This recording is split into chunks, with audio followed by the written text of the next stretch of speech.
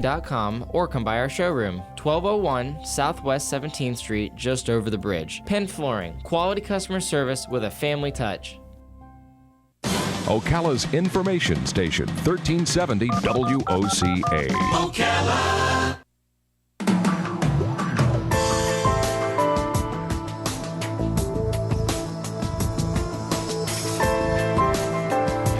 Five minutes after 11 o'clock. Thank you for tuning in this Tuesday morning. A few days ago, there was a story of a woman who is a meteorologist on a TV station in Charlotte, North Carolina. And the young lady was wearing a pretty dress. And the other young lady who does the news, in their small talk chat that they do on the air, she said, "By the way, I love your dress." And the woman who does the weather, she said, "Oh, thank you. I got this on Amazon for $22.90. And that was all it took for that dress to just sell out. I mean, apparently that's all it took. People in Charlotte, all over Charlotte, were saying, "Oh, I love that dress. $22.90. I'm getting that dress." Yeah. They went onto Amazon, and lots of dresses were sold. And the Amazon folks were, "Wow," or somebody, whoever delivers the dress, was like, "Wow, what happened?" They figured out it was this lady who did this meteorology. So you say, the weather lady. So you say to yourself, well, that's marketing. I mean, if that was planned, that was a genius. But it wasn't planned. It was one of those fluky things. In the old days, like when there was only 3 channels on TV, you would buy an ad to sell your toothpaste or whatever it was, and you knew that everybody in America was going to see your ad because everybody was watching 1 or 3 channels. Right. It's a way different world now. So how do we market things today? That's the question we're going to answer right now, in part anyway. The real answer will be in the book. The book is called Marketing for Tomorrow, Not Yesterday, Surviving and Thriving in the Insight Economy. Zain Raj is on the phone. He's an industry futurist and a business accelerator. He's the chairman and CEO of Shapiro Raj, the founder and CEO of Znext, and a speaker of How Brands Can Succeed. We're all ears on this one, Zain. Good morning, Zain Raj. How are you?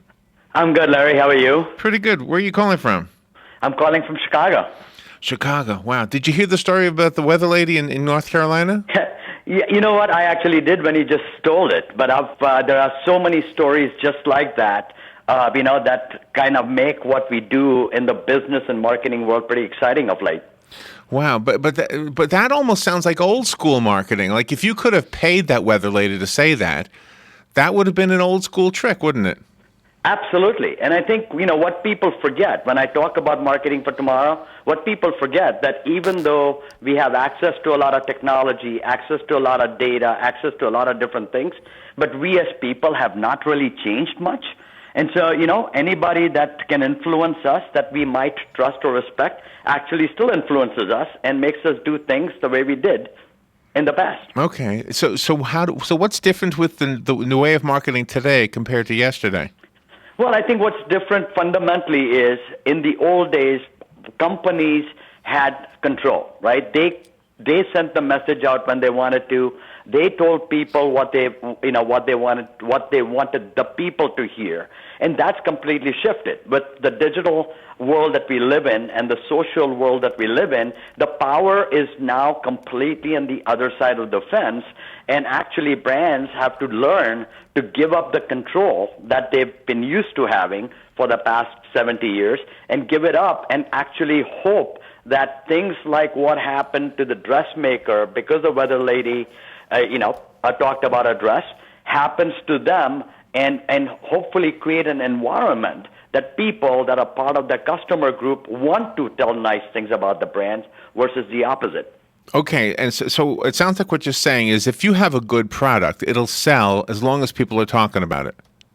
As long as you have people who love that product and are willing to talk about it. Okay, and the way they talk about it is in addition to the old-fashioned way, like you and I are talking right now, they tweet, they do Instagram, they do Facebook, right? They do those things? Yeah, they do Snapchats, right? And then they kind of talk it up within their digital communities and everybody else kind of jumps on board. That's pretty interesting. So how does that, how can big warehouses like Amazon know when something is going to succeed and have X number of items in stock at that particular time? Well, I mean, and that's what, that's where the amount of data that we have and the technology that we've built, around statistical science, allows us to scientifically predict a lot of those kind of actions, right? And so, 8 times out of 10 when we make those predictions, we are right, and then the 2 times we're completely wrong. And that's how Amazon does it. Amazon is terrific at using all of the data we generate when we kind of go onto their website and everywhere else to kind of figure out what you want, right?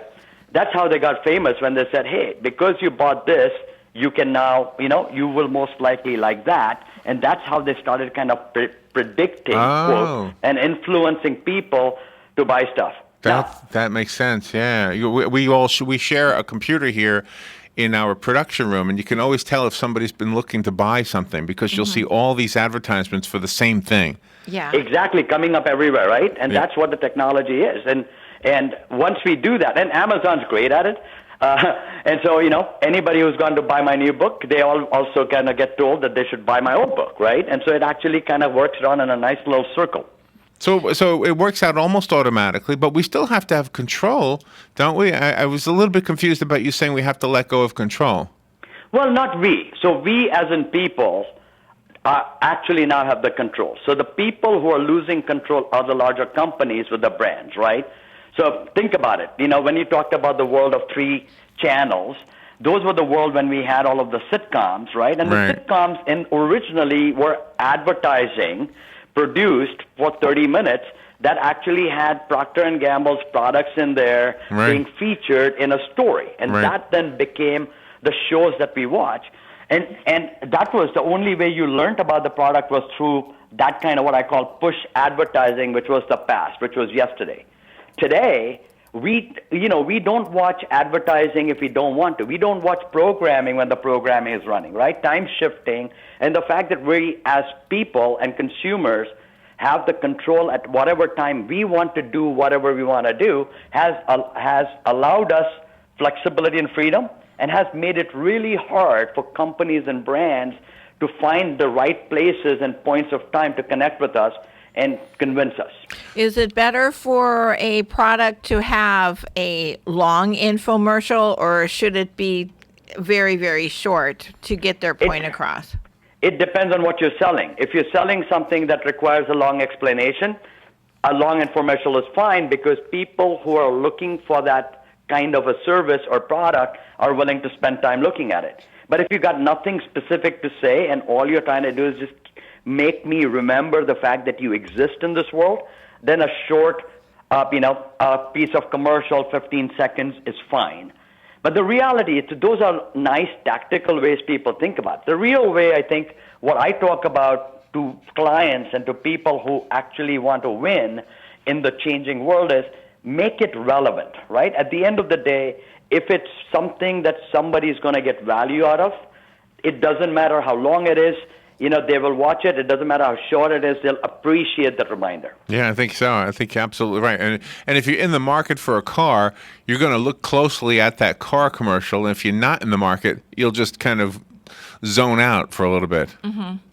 Yeah, why would you look at something if you're not in a market for something, right? Yeah. It's fascinating how, when we do tests against people, if I'm looking to buy a new car and I'm thinking about a specific brand, call it Ford, all of a sudden, all the cars that I see on the road seem to be Fords. Right. So on Facebook, everybody on Facebook is on Facebook for free. Nobody pays to be on Facebook.